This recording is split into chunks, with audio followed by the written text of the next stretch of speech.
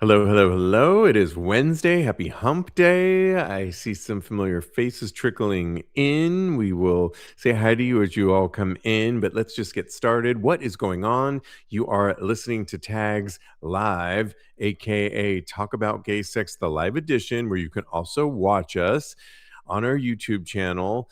This is episode 739. I am your host, Steve V, alongside Kodi, Maurice, Doggette. How the hell you doing, Kodi? Hello, darling. I'm doing wonderful. How are you doing tonight? I'm pretty good, pretty good. And I say pretty good because tomorrow, and TMI or not, on a sex podcast, I'm getting my colonoscopy. Ugh.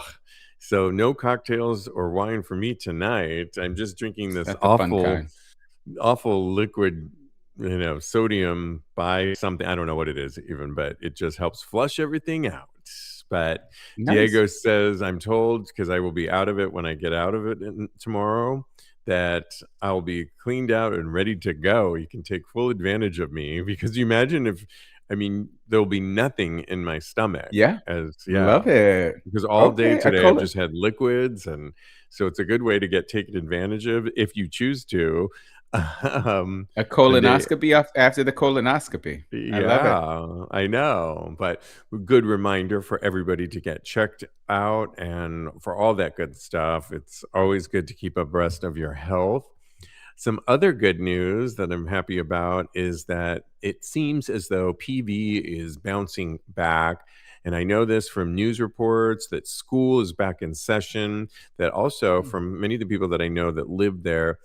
A friend of mine who lives part time there showed a whole video of the gym, and it was filled with queens. The streets were filled with gays walking around. The stores, the bodegas were filled with people buying fresh produce. It seems like everything is getting back. And that's really good news because I think there was a lot of disinformation and fear. But, the gays will always keep it going and keep it running. And I'm just really happy that PV is back up in such a, it was just the other day, Sunday, when all of that went down with the fires. And I'm sure you've Yeah. heard of it about it already. But things are looking up. And I'm excited because I will be there in early April. So happy to be back and support the community. Nice. Yeah, Glad they're doing exactly. better. Yeah, absolutely. They needed that, and I think that's really great news. So I'm super happy. Also, shout out to Rocco in Miami. I know Rocco from years back, but he works for runs the restaurant Our House, chef extraordinaire, and he heard us talking about him and possibly going to Miami, and it is the home. You're a RuPaul Drag Race fan and lover like myself, and it is the home of Athena and Juicy. And he invited us to come out Mm, for brunch, so we might just have to take him up on that and get out there. But they're both let's doing go. great in the competition currently. Do you have a favorite out of those two? I mean, I love them both. That's Yeah. that's what I'm going to say. Okay. I mean, they're both fierce competitors, and Yes, they yeah, are. Juicy though, Juicy is an amazing lip syncer, so I would yeah. really like to see Juicy at our house. So yeah, hey girls, Yeah. hey. Hey, Rocco. Okay. Well, we are going to get into our talk tonight where it all stemmed from a Queer Tea article that came out. Let me read a little bit, then we'll talk about the article, all based on a tweet that went viral, and the gays had a lot to say. We're talking about something that stirred up the internet this week, an article from Queer Tea debating whether sex is easily obtainable in the gay community. Well, one viral comment compared being gay to turning on the sink. You turn the handle and water just comes out. In other words, sex is everywhere, it's abundant, it's effortless. But is it? That was the question. And I could read you a little bit more of the person that actually wrote that article and where this all stems from. It stems from Tyler Woodward, who has a pretty large, substantial following on X. And his other comment that he wrote was, an underrated perk of being a gay man is that sex is so easily obtainable 24/7 that it becomes easy to take off a pedestal. it almost like it's boring or it's like, it's just comes and that rubbed a lot of people the wrong way. We'll read a little bit more. Or is sex really that easy for all of us? Or is that just a narrative that applies to certain bodies, certain cities, certain moments in our lives? And if sex is easy, why does love feel so much harder? Because Mm. here's the thing, availability doesn't always equal intimacy, access doesn't always equal connection.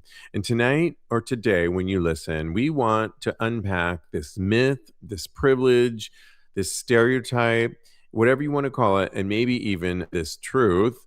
Is sex a perk of being gay, or is that faucet running for some and bone dry for others?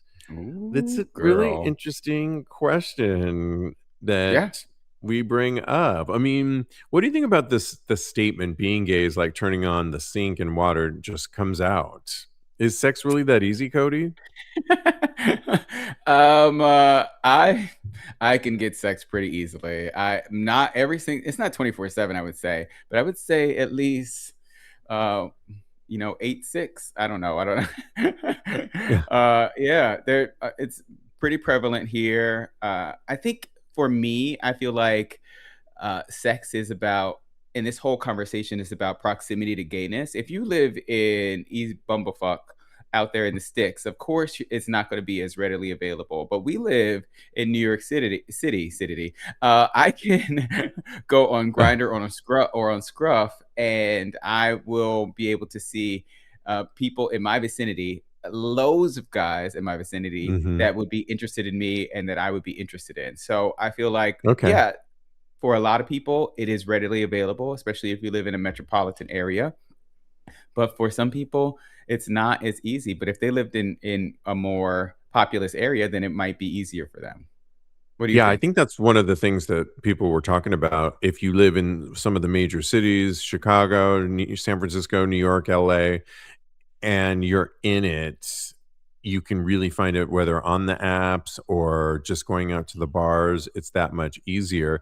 I mean, Oh, I thought. for Mm. I didn't well, even include for the bars. If I go to a bar, yeah, I'm definitely. well, it depends on the bars. So, like, I go when we go out, we've talk about it all the time. The New York Eagle here, and it is a cruise bar, so it's already built into the bar situation. And it's my local bar. It's the bar I go to. So, if you really want to find hookups, it's really that easy to just go into the dark room and play. And Yeah. sometimes you can take somebody home as well beyond all that, which is really great. But I do think if you live in a more rural area, like you were saying, it isn't as always easy. And so maybe that comment could come off a little flippant. And then when you talk about like the apps, how people are always turning away people and ghosting people if you don't quote unquote look a certain way, and it can probably feel a little challenging, and maybe that comment could rub people the wrong way, I think. Oh, definitely. Um, I really do think that is the crux of it. But I think we should also mention that it might be easier for people who are more conventionally attractive. I feel Yeah. like there is a pretty privilege when it comes to hooking up because, yeah, I feel like there's a barrier. People have always been either more able to get sex, and it doesn't even have to do with their proximity to gayness or gay or straight, or it's just once you have like a charisma, and also like maybe it's not about a pretty privilege. It's about charisma. It's about confidence. There's so many factors that go into people being attracted to you. So for people that Yeah. are more attractive, quote unquote, conventionally, or more confident, it's going to be easier for them, just all in general. Yes, we are live and we are in front of a live virtual audience. You can watch us live on, or you can watch us on our YouTube channel, youtube.com/tags podcast. Hello, Diego. Diego, if you wouldn't mind getting me a glass of water, please. I put it in your text, but um, hey, Doug, it's not that easy when you live in a small rural town. Yeah, that's what we were saying. Alan, Oh, Ellen loves your music. That's really I good. know. So, Thank you, oh, I Alan. love I put a it. little I feel loved emoji on there. I Oh, feel very loved. cool. I Yeah. love it. Okay, yeah. See, oh, and I didn't see this. The cold freeze saved me from the colonoscopy. It says George watching us live. What's the cold Um, freeze? I don't know, but we are in a cold freeze here. Oh, maybe he Yeah. got caught up in that blizzard and he didn't have to get his colonoscopy. I don't know. Yeah, exactly. Yeah, that could be. Let us Um, in on but it. thank you. But if sex is that easy, because it can be a lot easier. I mean, I've had a lot of my straight male friends say, "Oh my gosh, I wish I was gay. It would be so easy to hook up with somebody." And women, you have to wine and dine them, and even then, it's hard to get sex if you just want sex. I do think it's been built into, we were the ones that started cruising back in the day. But if sex is that easy, does love feel so much harder to obtain, Cody?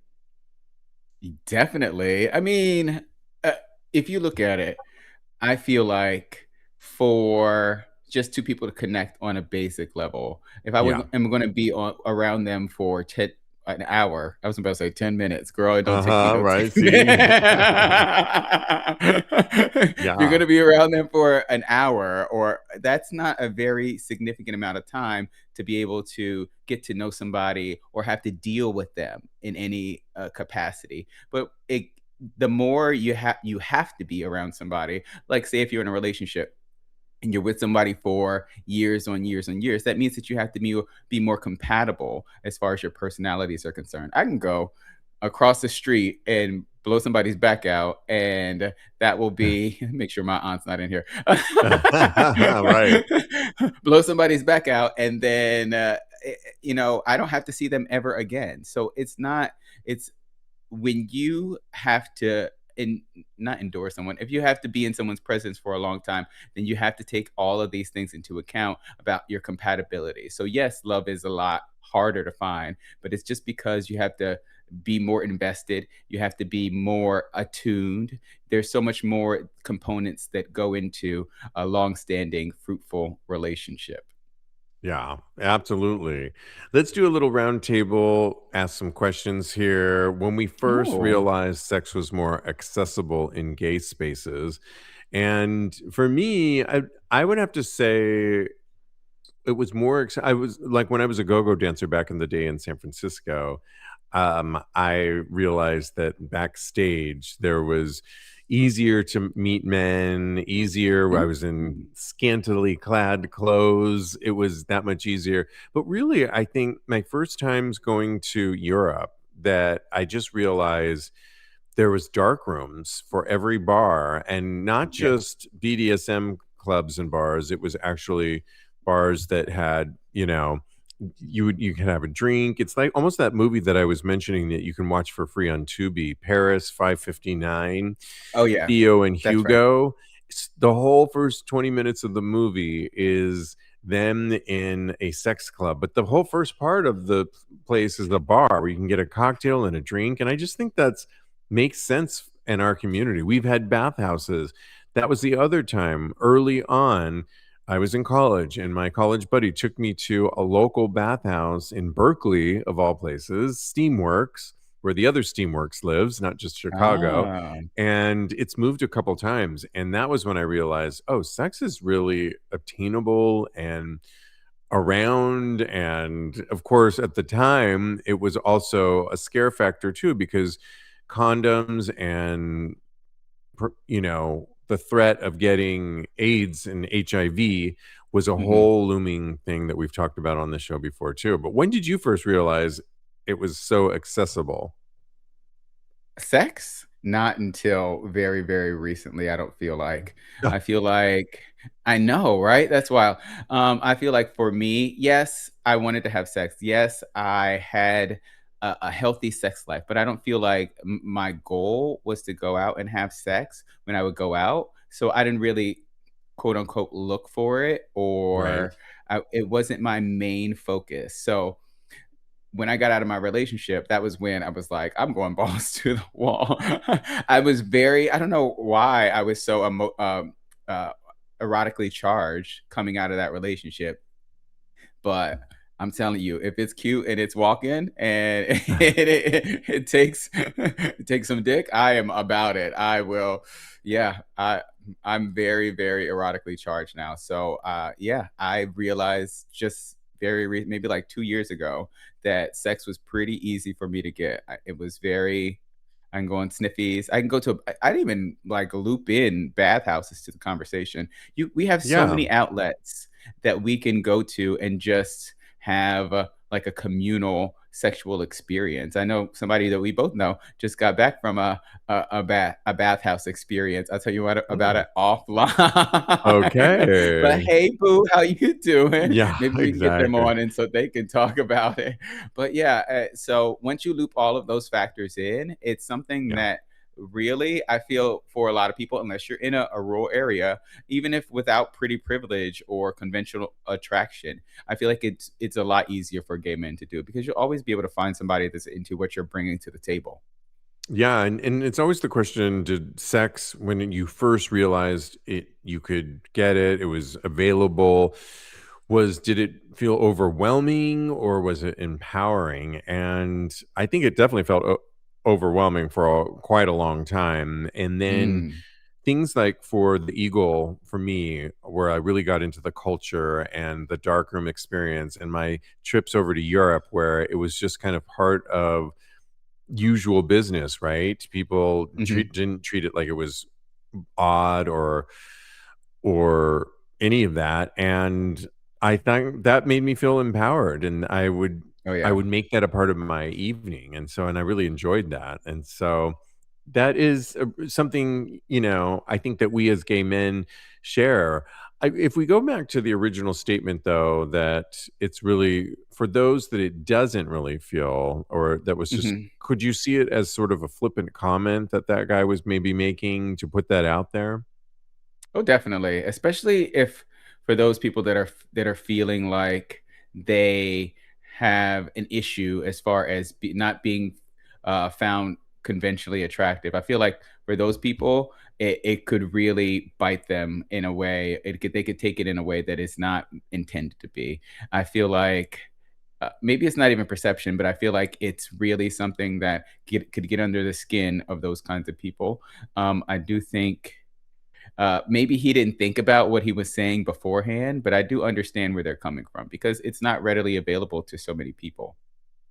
Yeah, and it makes me think. Shout out to Vakaya because they do a really good job with their RLD red light district, and even will do workshops leading up to all week long, whether it's on the cruise or on one of their like Mexico trips, where they teach people and empower people about sexuality and about all inclusiveness, and they create safe spaces for anybody to go and encourage people that it's okay just to look and hang out and visit the place and they make it the space available on a otherwise normal vacation trip, and I think that that's really good that they make that space available to people that you know maybe people are coming from rural parts of the world and don't have that in their own city, but they're taking this 1 week trip and you can experience things like the red light district. And I shout them out and I love all the workshops. Shout out to Will of Tantric Fitness, who just taught a class for the last Fakai. He was telling me, I think he got over close, just shy of 200 people in his class, which was all about how to top in the red light district. I love Oh, that title wow. for it, giving you the Ooh. tips and tools so that then you can go and all inclusively explore this. They talk a lot about consent too. And so if you're Mhm. not used to this, then they are making it so to counteract that comment that tweet came out kind of flippantly, this is when I shout out people like Vakaya for making it a lot more available and taking that stigma, and you don't have to look a certain way and making it more inclusive. Well, I mentioned we were live, and Alan says, when I was younger and in the closet, it became clear how easy it was to get sex. It was coming out of the closet and trying to have a real relationship that was the big challenge. Yeah, that is kind of the opposing thing is that sex was so built into us as gay men that I think a lot of us, made sex a part of our sexuality even before we didn't have examples for relationships, healthy relationships, and what that would actually look like. So, yeah, Yeah. and Will Tantra in Palm Springs. George asks, "Are we talking about Will Tantra?" He's Tantric Fitness, but I don't think he lives in Palm Springs right now. I think I know who you might be talking about, though. And yes, so yeah. What about relationships, Cody, and how much harder those are for some of us because maybe there's not a lot of examples. Yeah, that's probably one of the main factors. Also, relationships are just really hard, and Yeah. I mean, I don't want to like dissuade anybody from having a relationship No. or anything like that. But I feel like they're not as sustainable as just going and having a one night stand with somebody. And a lot of people, especially the ones that are, I've met a lot of guys that don't even want a relationship. They just want to, focus on themselves and they want to have uh, get their connection or their physicality as far as connecting with someone else through the hookups, which is fine. And I applaud them for having that sense of self to where they know that that's what they want. So yeah, good for them. Yeah. Uh, Doug, what is Doug saying? Will I move Doug on is here? saying when I was visiting my brother to change his brakes and rotors, he said his grinder wouldn't stop blowing up. He was up to his elbows in grease and brake dust. But uh, Oh, get it, Doug. And you can, if I yeah. had a car, you can come change my brakes too. Okay, But I like yeah, that. that's hot. Yeah. I mean, the reality is that easy sex often can apply to a certain body type. If you think of things like the apps, a certain age bracket, a certain zip code. We talked about cities, which leads to kind of the bigger question: is sex easy for gays actually a privilege conversation, Cody? Oh yeah, definitely. It's I feel like when you're dealing with two men who are more sexual, I think in by nature, uh, that's just from my perspective. I'm not really sure. Yeah. I'm not a scientist, but I think we're more socialized to be more confident when it comes to sex. So yeah, that's neither here nor there. We're not talking about that, but I do think it is a thing because we are two men that are coming together. So yes, I think it is a privilege that we have. I personally was talking to three guys on Grinder last night, and I had to choose one. I felt like Tyra Banks on the Tyra Banks show. I said, I have one picture in my hand, Oh my god, not that and I'm one not picture. sorry. Yeah. Who did you pick? Well, he lived close to me. That was the Okay. determining Oh, factor. see? Proximity often in a snowstorm becomes the ideal Did choice. not feel like I do walking think through the snow. I do think those things that I mentioned, sex is easier, you know, with a certain body type, age bracket, zip code. Yeah. When it comes to the apps, for sure, I think those are limiting factors that sadly, I think maybe that's why that comment from the original tweet seemed a little bit flippant and not applicable to everybody. But I will say there are spaces, and I keep throwing in when I go to Europe that whenever I've gone to the dark rooms in various types of bars, there are a lot more different types of age ranges that I feel that commingle. And you'll see that within the dark rooms, which is very refreshing to me. When you go to BDSM clubs, not just here in New York Eagle, but San Francisco, LA, you'll see varying age groups, all types of body types. Bears are really included in that. And the dark room, you'll see a wide variety of people and activity, and I like that. I mentioned Vakaya, that is all inclusive, that creates a space that really gives almost, if you want those little nudges, those classes, you can take those. And I think there are examples that are really making sexuality a space for all of us within the community and not just for certain types. But I do think the apps can be a little bit limiting at times. And that Yeah. is just kind of how that's why I've never really liked the apps that much. It's just never worked for me, but they work for a lot of other people. So, and sometimes that's Yeah, your they only work for me. choice, you know? Yeah. And so, Um, yeah, I just can't. For me, it's just like the endless scrolling. I can't. I can't. it does take a certain Oh, type of I person can't. that's Yeah. attached to their phone all the time. But I just want to Yes. say one more thing about pretty privilege.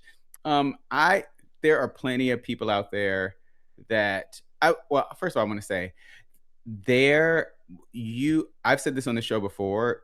As a person out there trying to explore and look for people that are interested in you, you have to continually be on the lookout for people that are interested in you. You can't just go out there and expect for you to be everybody's type, be have you know be have everyone be attracted to you as a person. There are so many people out there, so many hot guys out there in the world that are not attracted to Yeah. me.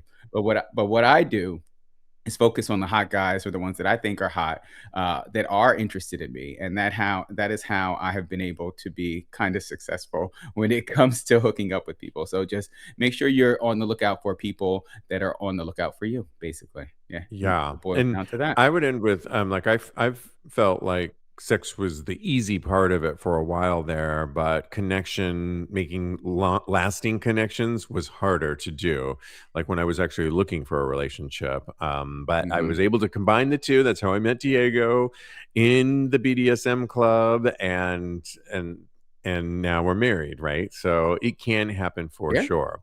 But I would love to do a poll. I don't know if you could create it. I can. Y- I love making a quick polls. poll that would say, is sex easy, not easy, depends, or I'm more interested in love?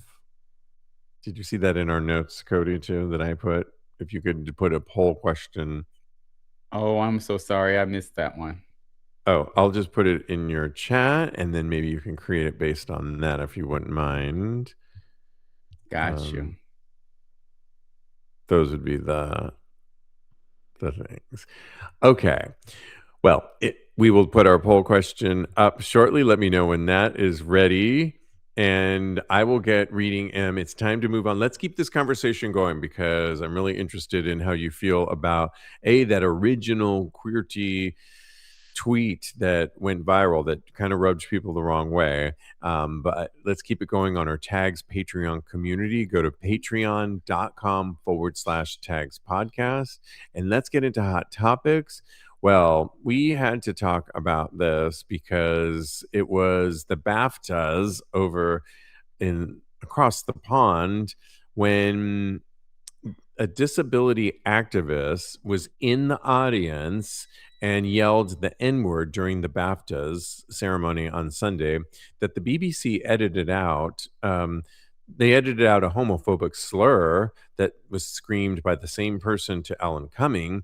And in an interview, the man Davidson explained to Variety that during one segment, Cumming made a joke about taking Paddington Bear home with him, saying, "It wouldn't be the first time I have taken a hairy Peruvian bear home with me," which is very funny, actually, by Alan Cumming. This It's a nice resulted in joke. this resulted in homophobic tics from me and led to a shout of pedophile that was likely triggered because Paddington Bear is a children's character. Davidson said of his response to Cummings' lighthearted quip. He he said if you know anything about tics, then you can't control what you're saying. And he was there because he was supposed to be there, right? Wasn't there um He was getting an award. He was being awarded for his documentary that highlighted, uh, Tourette syndrome. right. And so you can't control. He did say the N word though to when Michael B. Jordan was up on stage and one of the supporting actors of Sinners as Delroy Lindo. well. Mhm. Yes, and that took them off guard for a second, but they kept going. They didn't blink an eye, but it was bleeped out, but not taken out completely. And all the other slurs that the few others were towards other communities, but he feels Davidson, who has Tourette's, really feels that they put such an emphasis on that N word, but that he actually said other slurs, and that the BAFTAs could have easily taken that out of that slur just like they did the other ones. What do you say to this? Well, what in the Black History Month is going on over Yeah, here? right. Because I I can't know. believe we screaming the Apparently, they don't N-word. celebrate it in the UK. Apparently not. I can't believe this. We got the Obamas as apes. We got all the Yeah, things that are going on that should not be going on in this month, right. number one. But I don't blame him. I think that, he has a neurological illness that is legitimate. And they knew this going in. They warned all of the people. They made sure that they took out the slurs of other marginalized communities, which I Right. think is wild to me. It was a 2-hour delay. They could have very easily taken out the N word from this. But I think that the Easily. BAFTAs and the BBC decided that, maybe Black people weren't worthy of being respected in this way. So I don't know what their thought process was because when I heard it, I was like, whoa, wait a minute. Did he just, Yeah, that is something that I shouldn't, it like this emotionally like hurt me through the television screen. The fact that these two men had to be on the stage and to hear this, yeah. uh, regardless of the context, it's something that it does harm. Words do harm people. So I think that the BAFTAs and the BBC has a lot of reckoning to come and do because I feel like this is something that could have been avoided. They edited out the Free Palestine that the director said during the show. So how could they not edit this out as well?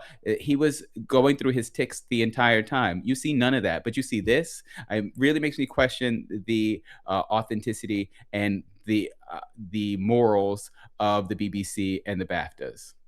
Yeah, and you know that, dozens and dozens of hundreds of people work on these shows too. That you're Yeah, telling me nobody heard this, nobody could take that one out as well. It seems a little sketchy and why that occurred. And yeah, but I he mean, seems really above board. yeah, right. He Okay. apologized to both those teams, but, Yeah. yeah, and both of those actors. So I really think that, he's doing his due diligence. And you know what? I know this is gonna be controversial, but it makes me look side eye at Alan Cumming too, because for me, I do feel like this is something that kind of slipped past him. Like maybe he didn't feel like it was that harmful and he didn't even think to do it. Like I know that he's not like in his heart of hearts a racist person because he's used his platform to highlight so many POC people of color and LGBTQ plus people. So I applaud him for that. But I think there's like a blind spot maybe that happened of how I this think what it was, he was the they host let of this the come through. show, And maybe he didn't and have his hands in it. well, I think he was the host of the show, and they had him read something Uh-huh. about the person, this Davidson. What's his first name? We should get his first name here. I thought David was his first John name, but that's Davidson. yeah. John Davidson. We that they had him read something on a teleprompter. I could tell Alan was reading it, and he was talking about the remarks that he made, and so he was reading it off of it and giving a response in real time, and that this person didn't, mean that, and it's a disorder. And so I think he was also the host, and he had to he read what he was told to read, and you don't have a Yeah, lot of when you're in that shoes, you don't have a lot I don't give him any side at all because I know that's a difficult job to run that. He's not the producer of the show. He didn't say anything. It was something was yeah. said to him actually, and he was merely explaining to the audience what had just occurred. Why would that get side eye? Well, I don't know. I feel like if the harmful things that were said to him, they got cut out. But what Oh, but about he these didn't know 2? they were getting cut out because he was in the middle of the show.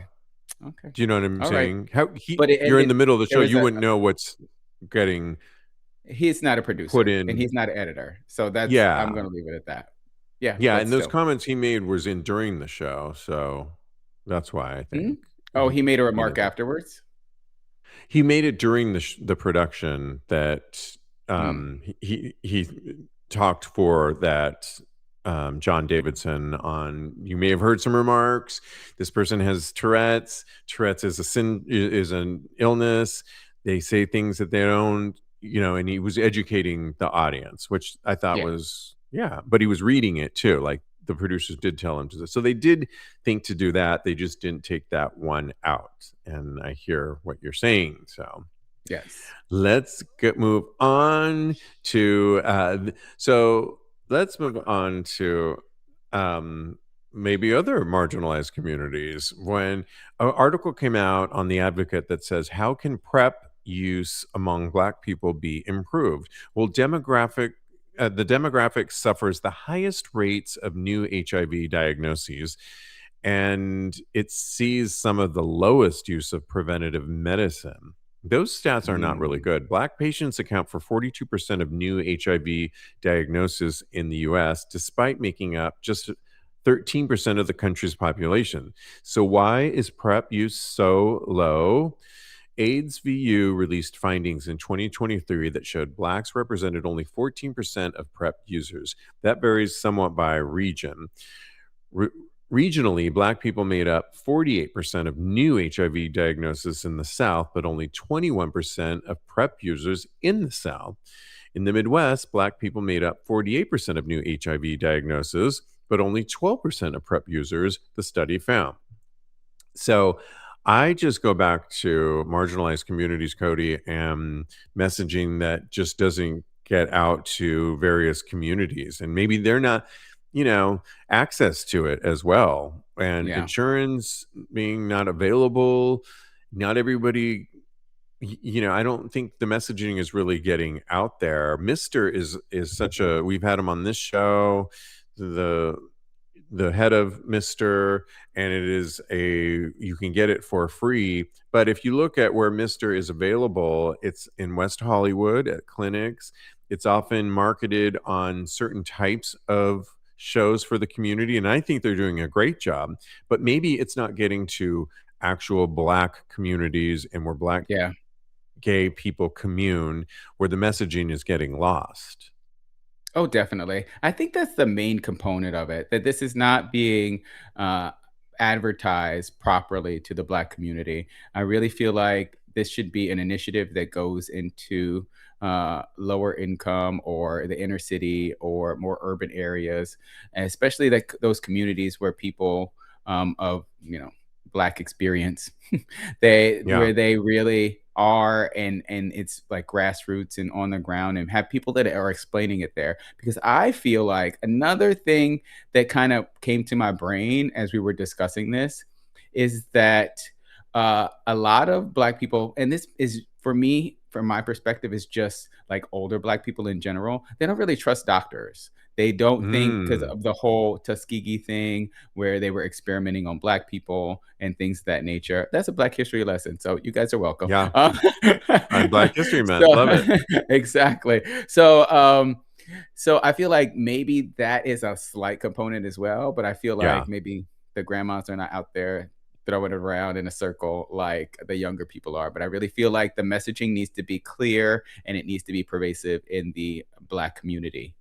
I agree with you. More grassroots, I think, would be good to the various communities than just commercials, because you'll see commercials all the time when you're watching certain program that feature people of color that they're targeting for things like Truvada or living with HIV. And but what if you're not even watching those shows and it doesn't, not everyone's watching Drag Race. And so, That's what I was gonna say. and yeah, That's and when I see those so commercials.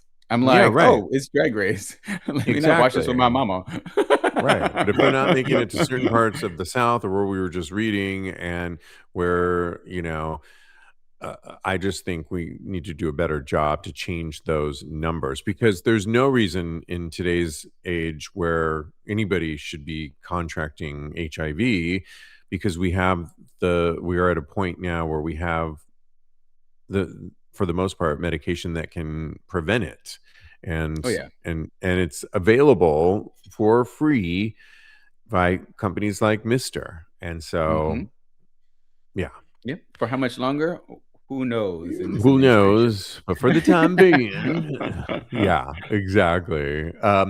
This was also horrifying when a gay influencer couple out of the UK was drugged and assaulted. And they just recently shared their horror story because it did happen when they went to LA back in 2024. They went to dinner in West Hollywood and went to a bar afterwards. Didn't really name the bar, but we ordered one drink and then completely blacked out. The couple is goes by they have Instagram account that has more than 616,000 followers. They're married influencers Toby and Mikey Perryman Payne, known together as Toby's Home. And they share, like I said, when they went to this bar after dinner. I woke up in a completely strange place with a person I didn't recognize, and I had been completely stripped of all my clothes. Toby went on to explain that he soon realized he was surrounded by weapons, but did not elaborate on exactly what he saw. Toby and Mikey have since gone on holiday again. They took a really long break, Kodi, of doing Hmm. any travel, of going out, because they lived in fear that this could happen to them. They have Oh since wow. empowered themselves and now want to speak about it for their huge audience. And I think it's good that they do. And Yeah. how, I mean, I just heard that Lisa Rinna, who has a new book out, just claimed that she was roofied, and Oh people couldn't wow. verify that. I feel like I was roofied once too. You have to really be careful with your drinks.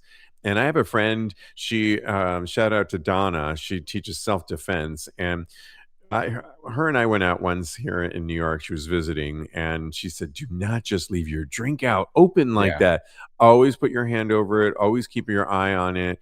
And sadly, you have to really believe that truth. Yeah, and you really have to go out with people that you trust. I feel like the more Yeah, people that you have in your circle that you can actually trust that will take care of you and that see if something strange is going on with you, they will have your back and they'll be able to defend you. It's really kind of a shame that both of these husbands got dosed at the same time. It seems like something that was done purposefully and yeah, it's really scary. I always watch my drink because I was raised by a party gal, and she was ugh, like, "Never leave, never leave your drink alone. Never do this, this, or that." She told me all the ropes very early on. So, and that stayed with me through my party board days. So, which are yeah. still Just going be on, by the way. smart about all that. Think a little street about that as well. By the way, our poll is up from our original conversation, and Yes. it is getting sex easy? Yup, at as 1, 2, 3. Okay, Gloria, that's winning right now. Number 2, maybe if the mood is right. Nope, it's tough. And we will continue this on our Tags Patreon community, patreon.com/tags podcast all week. And let's keep this conversation moving on that. I did want to make a couple more announcements. Gay Days in Orlando is back. And there was a whole story that it was canceled and they couldn't get basically secure any spots. Well, they have said that it's going to be bigger and better and a whole new plan. It will run June 4th through 8th. And that made a lot of people very happy. They wrote, "What is Gay Days? It's so much more than a pool party. It's a full celebration of community, culture, and unapologetic pride. World class DJs from across the globe, drag bingo that keeps you laughing all night, adult film star bingo, unforgettable and unfiltered, and there's a lot more." So, good news for people that were planning on going. It sounds like it's redesigned, reformatted, and coming back strong.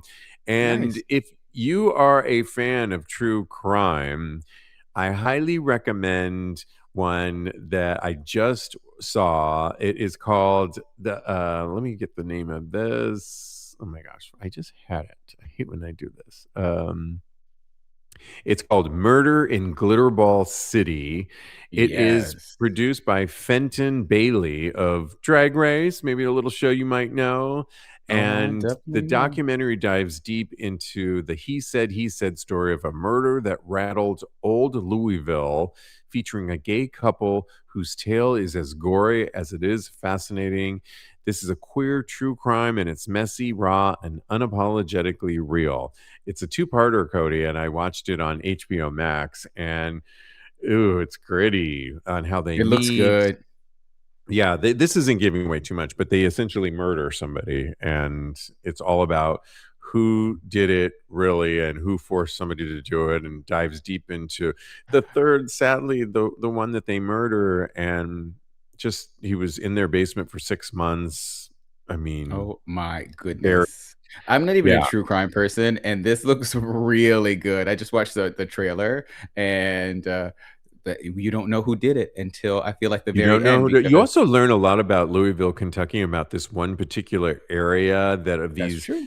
old homes that are some say are haunted, and that it's a whole thing of, you know, I don't know, white upper crust and looking a certain way, and I don't you kinda get into it. I love true crime. I mean, I can deep dive into that. I have to watch it when Diego's not around, though, he doesn't really He like it, doesn't so really like it. he He'd doesn't rather really watch like any of those, HGTV. so yeah, HGTV is what he exactly. like. Too funny. Okay, well, we love giving advice, and let's give some right now. This comes from Reddit, and you can always ask us for sex or relationship advice. This one on Reddit said, dating question: is it important to date multiple people to fairly evaluate the one? How to do so without burning out? They wrote, so I have been seeing this guy for a few weeks and I like him, but there are some questions about whether our lifestyle makes us a good fit or not. I have an intuition that my concerns will be laid to rest, or the opposite, if I got to know another guy or two. Also, I'm a little concerned I'm emotionally going all in too fast, and talking to a couple others may be grounding influence. I just say listen to yourself on this one. My Yeah, God, there is no reason why you have to jump into any relationship at any point in time. You can always change your mind. And I think if you're second guessing that, put the brakes. If you notice something about yourself, you say that, I tend to jump into things quickly. That's probably true. And you could even tell this person, I need to take this a little bit slower. You don't have to tell them you're going to go on all these dates. Just tell them you need a little breathing moment. If they really like you, they will give you that breathing space. What do you say to this? I totally agree with you. I think that, you know what, if you feel like you need to take some space for yourself, take some space for yourself because, uh, like you said, trust your gut. If your gut is telling you that there are things about this person that might not be compatible with you, Yeah. then listen to it, explore a little bit more. Then, you know what, your gut might tell you something else. It might tell you that you are compatible with this person a little bit further down the line. But right now, when you're not sure, don't jump into anything that you're not sure about. It's a lifelong commitment, quote unquote, and Yeah. you shouldn't go into it lightly. Yeah, and get to know a few more people. If you're already asking that question, like you should also, Yeah, I feel, know if it's the one or not. And if you're not, if you're feeling, oh, maybe there's a few other people, it might seem like the grass is always greener, but that's okay. I think listen to your gut, like we said, go on a few more dates. Hopefully that person will understand and let you have that space so you can, figure out who is the right yeah. person for you and Any make that right recommendations on decision. how they can not burn out on that? What's that? Do I have any recommendations on how On burning out? burnout as far as dating multiple people is concerned. I, I think that, you know, strategically finding a few more dates just to kind of see how you interact. And it sounds like this person just needs a little bit more time and Mm, they're feeling a little overwhelmed. And so I just feel like, pu- you know, pump the brakes a little bit on this. And okay. yeah, would be my Love it. recommendation on that. Yeah. I think we have time for one more. And this one I loved because we were talking about dark rooms earlier. This one asked the question, glory hole etiquette. I recently discovered adult theaters and video booths near my hometown, and I'm hooked. I've actually never done anything with glory holes until now. Is there some sort of etiquette when you're about to come? The places I go to are pretty loud with all the videos, so you can't hear shit. Today I blew a load and didn't even think about warning the guy. Whoops. After I did, I thought, "Damn, I should have knocked on the wall or something." Somebody wrote in the comments that I had to read, "I think the only etiquette at a glory hole is no teeth." Which Yes, I I yeah, saw that. watch those teeth. I don't think there is in that, because I think if your glory holes are down and dirty, and I think, and in a good way, I don't mean to Yeah. raise eyebrows by any of that, but they're down and dirty, and I think you often can't even see you can't see the person. All you're seeing is that dick that you're going to devour, hopefully. And so I don't think there's a lot of conversation going on that you could even hear, because there's a board between, and there is no, let's meet, let's do this. I don't do this. Oh, by the way, I'm on prep. And there is not that. And so I think Yeah. you need to take care of yourself for safety reasons. Either have that Doxy Pep ready to go if you're Oh, going yes. regularly, and maybe if you're going to take the load, I don't know, don't swallow. Yeah, I mean, I I don't think think there is any etiquette though. I The agree no with you teeth is a good 100%. one though. I agree with you. I feel like there's only so many rules when you go into a communal sexual space, like a glory hole moment, like a backroom moment. I feel like there's consent, but I think once you put your mouth around the hole, I think that is consent Yeah, to suck on a dick. floodgates are But open. and I think that once you go there, I think the poster was really concerned about how whether or not he should have caved in his mouth. I think that's again par for the course. If you go to Yeah, suck a dick at a glory hole, you should probably expect it to come in your mouth. So if they went there without that, then I don't know what to tell them. And I could give them some good advice about being realistic with their expectations. But yeah, I don't think there's a lot of rules when it comes to this. I think that if you go there, you know what you're getting into, and you should expect what you expect. And then, if you feel like there's something that happened that you did not expect, then you know what, go over those things with yourself and yeah. revisit how you can avoid it in the future. Yeah, but good inquiry, but I think you're safe, and it is what it He probably is. really liked you coming in his mouth. I've found a lot of guys do like that. Bryce has a couple things to say on this one. Uh-oh. Hi Bryce. He says, "What if the dick is not appetizing? What is the protocol for saying no?" Well, okay, that's Stop an easy sucking one. it. If you can go to any glory hole, and if somebody sticks their dick through, you're not bound to then suck that dick. I mean, it's not like you're trapped and locked in there, and this is what you get. And Yeah, no, you can just look at it and move on to hopefully a better glory hole with a better option of dicks. So, and it's not you have glory that option jail. of moving on. Yeah, it's not glory jail. But Bryce also said something about our last discussion or advice where the guy was wondering about, should he date a few more people, because he dives in quickly. Bryce wrote, "Sounds like this person is non-committal and believes the grass is always greener, getting to know multiple people at once. What is this, Inspector Gadget?" I mean, I think you want to know. I don't think there's anything wrong with that. And yeah, and I think he was honest for questioning that he does dive in quickly, and maybe he doesn't want to do that this time Yeah. around. And if this guy really is special, he'll know.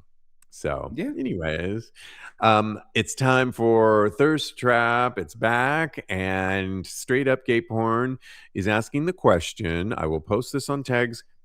Excuse me, our Patreon community. Which one of these 14 gay porn stars took the best not suitable photo of the week? So 14, it's our job on an audio podcast to vividly describe why we chose the one we did. Who did you pick and why, Kodi? First of all, they're all really hot. I feel like this is Yeah. one of the best weeks I've seen in a long time. Ty Santana's so hot. Con Freaking Nick Whore Mask showing and that well, ass.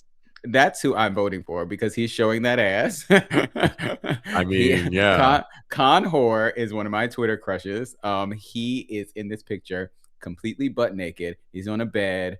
There's no pictures on the wall, so I don't know if it's his house or not. He probably needs some redecorating advice, but I can help him with that. I'm more than willing. He's taking a mirror selfie with his ass just fully in the air. His balls are Look at hanging that over the edge of the ass. bed. Man, it is just glorious. I want to stick my face in this ass. He's got tats all over his back, and he's got a nice little mullet going on too, which I think is so hot. So yeah, Conhor definitely gets my vote this week. The mullet is making its way into 2026, I see. The Woof. newer version. I picked Hung Jake, and because the name says it all, but it's slicked Yeah. up. He's lying back on a bed, looking very comfy with a very sexy mustache, a cap, looking to the side. He's really ripped. I looked at a lot of his other pictures too. He's like super ripped, but this huge, thick cock. He's very also showing his feet, which I always like. And Oh I notice he yeah. does that a lot on his account, and so that's really nice. And yeah, it just looks like it's slicked up and ready to go. So he Woof. gets my pick. And who are people saying? People are saying Santana for me, please. Ty Santana is really hot. Oh, Tyson Um, Tender. That's a good oh my one. gosh, Yeah. Bryce needs a Oh, VPN for straight up gay porn. Oh that is my so gosh. funny. Where are you again, Oh, Bryce? oh my That gosh. Oh, Alan That's says con whore, love that ass. Yeah, that's a good one. Looks like Diego Conhor. messaged It's me. so thick and juicy too. Woof. Hung Jake is totally your type. I am Yeah, cackling right? over here. Is there somebody called Deep? Because it looks like Deep somebody Dick, goes by Deep Dick. Deep He's Dick. close to the end. I think he's Oh, the the very last last one. one. Yeah. That's oh, Diego He's just hot, but messaged you know me. what? He's in the lead, and I am wondering why. This picture is so What do you fuzzy. think? It's just him with his dick out, and Oh, I am right. not impressed at all. Like, he's a hot guy. Well, I that's get that. well, it's Deep Dick 10 by 7, which Put after my put colonoscopy, Diego I'm ready on. for that. You'll be able to take this one and the other one at the same Yeah, bring time. 'em all. Bring them all Oh on. my I can set that up on goodness. Sniffies if you really want me to. About noon tomorrow would be about the right Noon. Got it. time. Yeah. Oh my goodness, we could do this all night, but I've got to take another dose of my prep juice for my colonoscopy tomorrow, exactly Oh, at 10. I know it'll be good.